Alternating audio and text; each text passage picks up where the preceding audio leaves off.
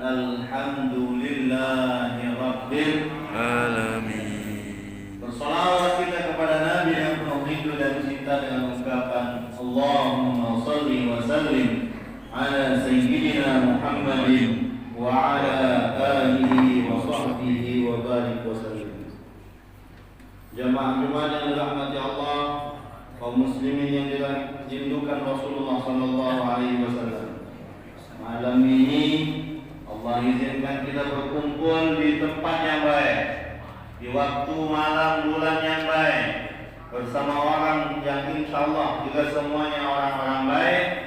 Maka kita bahagia dengan ini, kita bersyukur kepada Allah bersama kita duduk di majlis ilmu, di majlis qiyamul lail, qiyam Ramadan, menghidupkan malam Ramadan, yang kabar gembira dari Rasulullah sallallahu alaihi wasallam dalam hadis sahih diriwayatkan oleh Imam Bukhari, man qama Ramadan, siapa yang mendirikan, memakmurkan malam-malam Ramadan dengan dua motivasi. Pertama, imanan, karena keimanan kepada Allah, wa ihtisaban, juga karena mengharapkan pahala dari Allah Subhanahu wa taala. Pahala reward yang Allah janjikan adalah ghafara lahu ma taqaddama min dzambi. Allah ampunkan dosanya yang telah lalu. Ada dalam tambahan riwayat Imam Muslim bin Hajjaj An-Naisaburi yang kita kenal dengan Sahih Muslim, tambahan hadisnya itu wa ma ta'akhkhar, juga dosa-dosa yang akan datang. Maka kita malam hari ini bersyukur diizinkan ramaikan, mendirikan, memakmurkan malam-malam Ramadan yang penuh kepada Allah. Ayah, ibu, jamaah sekalian yang saya muliakan, yang dirahmati Allah. Agama adalah nasihat. Maka ini tema yang diberikan pengurus kepada kita malam hari ini. Maka kita melihat bagaimana agama, bagaimana teks Al-Quran berbicara kepada kita. Agama adalah nasihat. Ketika Nabi mengatakan ad-dinun nasihah, agama adalah nasihat. Qulna, kata sahabat, bagi siapa ya Rasulullah? Billahi wa li rasulihi wa li a'immatil muslimin wa 'ammatihim, untuk imam-imam, untuk orang-orang muslim maupun muslim secara umum. Maka agama semuanya berisi nasihat kebaikan. Yang namanya nasihat pasti selalu berisi kebaikan. Maka agama itu tidak mungkin ada nilai-nilai teroris, radikalisme dan sebagainya, karena itu bertentangan dengan fitrah Islam sebagai nasihat. Nasihat berisi kebaikan. Malam hari ini kita dengarkan nasihat Allah kepada kita semua dalam surat Al-Imran ayat 133. Surat Al-Imran surat ketiga dalam Al-Quran di ayat 133. Kata Allah, A'udzubillahi minasyaitonir rajim. Bismillahirrahmanirrahim. Wasari'u ila maghfiratin min rabbikum wa jannatin 'arduha as-samawati wal ardu 'iddat lil muttaqin. Ayat yang saya muliakan, saudara-saudari yang berbahagia, Allah suruh kita wasari'u, bergancanglah, puji Allah, bersegeralah. Allah suruh kita bersegera, Allah suruh kita cepat. Kemana Allah? Kenapa kami harus disuruh bersegera? Kepada tujuan yang mulia, yaitu ila maghfiratin min rabbikum, menuju ampunan Allah, menuju ampunan Allah. Maka malam-malam Ramadan ini kita senantiasa membaca, minta kepada Allah agar mendapatkan ampunan. Allahumma innaka 'afuwwun karimun tuhibbul 'afwa fa'fu 'anna. Wahai Allah yang Maha Pemaaf, wahai Allah yang Maha Mulia, maafkan saya, maafkan kami punya dosa. Fa innaka 'afuwwun, karena Engkau adalah Allah yang Maha Pemaaf. Fa'fu 'anna, maka ampuni kami Allah, maka maafkan kami. Ini doa yang ditanyakan oleh Ummul Mukminin Aisyah radhiyallahu anha.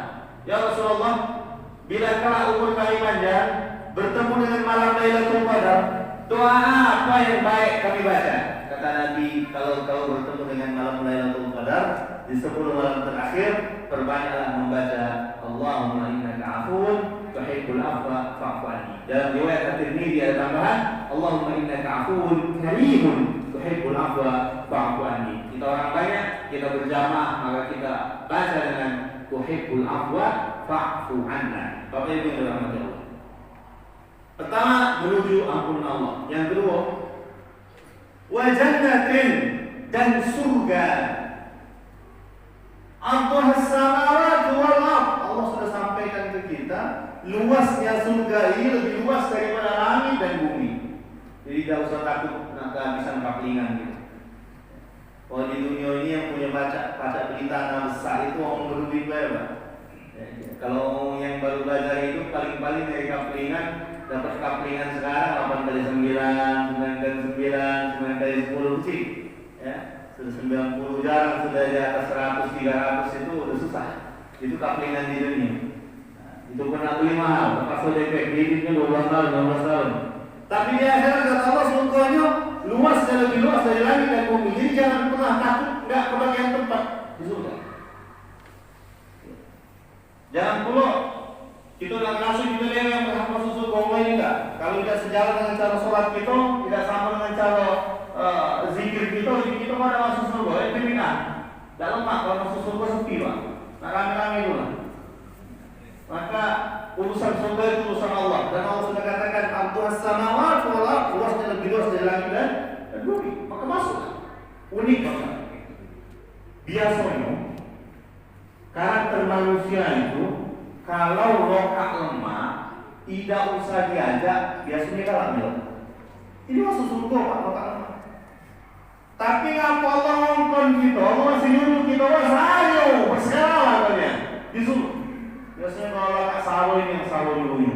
Pak RT ngajak gotong royong itu sudah seminggu sebelumnya minta ampun, tak berhenti telepon, tak berhenti ngomongkan. Begitu hari H gotong royong, yang datang cuma 5. Ini pengurus segala pula. Rokak saro. Kalau tak capek, tapi lokal apa yang datang? Tapi ternyata Allah menginginkan agar kita semua hamba-hamba yang malam ini hadir di Masjid Raya, semuanya masuk ke surganya Allah. Bahkan Allah suruh bergegaslah kalian masuk ke dalam surga. Wa'idul muttaqin, kata Allah, DP-nya surga itu cuma diperuntukkan untuk orang yang bertakwa saja. Nah, bertakwa kita sebutkan cirinya sedikit dalam ayat ini. Kata Allah di ayat 134, alladzina yunfiquna fis-sarra'i wad-dharra'i wal kadhimina al-ghaidh wal 'afina 'anil nas wallahu yuhibbul muhsinin. Ciri orang-orang yang bertakwa itu bisa dilihat di antaranya adalah pertama, dia senang infak. Dia senang berbagi dengan tetangganya, saudaranya, kerabatnya. Ini bulan Ramadan, bulan berbagi, kasih hadiah.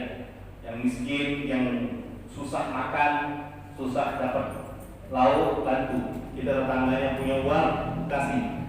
Kalau kita senang makan bersama istri dan anak, kita enak, kita senang lihat anak istri kita makan lauk lemak waktu buka, maka itu juga saudara-saudara kita yang miskin. Tapi mereka tidak mampu, maka kita hadirkan makanan-makanan yang sama dengan makanan kita di meja-meja makan mereka. Ketika kita enak sahur dengan makanan yang lezat, maka mereka pun pasti demikian. Mereka tak mampu beli, kita yang ulurkan tangan, berikan bantuan, berbagi, infak, bukan sedekah. Kenapa Allah gunakan infak bukan sedekah? Karena beda, infak itu bentuk harus materi. Kalau sedekah tidak usah materi, bisa masuk sedekah. Kita bilang tasbih subhanallah itu sedekah, alhamdulillah itu sedekah, senyum itu sedekah. Tapi infak harus bentuk materi, ada barangnya. Maka kalau mengurus musola, mengurus masjid, mau ngedar celengan, hati-hati, jangan sampai bikin celengan itu kotak sedekah. Jamaah sudah pintar, begitu lewat ketemu kok senyum deh, yang mau tahu senyum itu sedekah. Maka infak itu harus bentuk materi. Kalau bikin celengan, kotak infak, bentuk materi. Yang pertama berinfak kalau susah mau bersenang. Yang kedua, kalau kami ini dia menahan emosi. Orang muslim itu kata Nabi yang kuat adalah orang yang pintar menjaga emosinya. Bukan yang hebat itu dikit-dikit kesinggung marah. Justru orang marah, ibu secantik apapun bu, kalau lagi marah jelek bu. Bapak sedang apa, sedang apa, kalau lagi marah-marah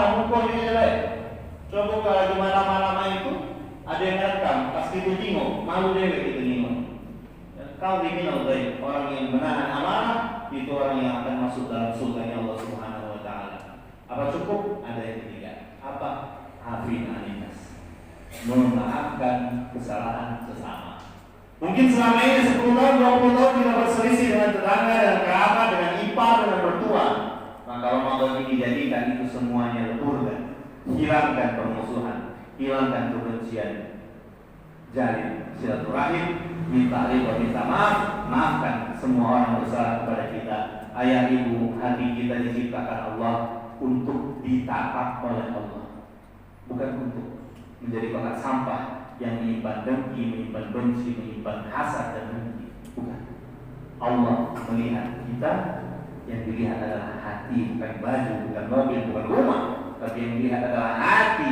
Malulah kita kepada Allah ketika Allah tatap hati kita, sementara hati kita menyimpan kedengkian, kebencian kepada sesama. Mudah-mudahan Allah selamatkan kita dari sebab dengki, dimaafkan semua orang yang bersalah kepada kita, dan tidak pun mampu menahan emosi kita. Maka insya Allah orang yang demikian akan layak masuk ke dalam surganya Allah Subhanahu wa taala. Maka di ujung ayat 134 Allah puji mereka, kata Allah, innallaha yuhibbul muhsinin. Allah cinta kepada orang-orang baik. Barakallahu li wa lakum, aqulu qouli hadza wa astaghfirullah li wa lakum. Wassalamualaikum warahmatullahi wabarakatuh.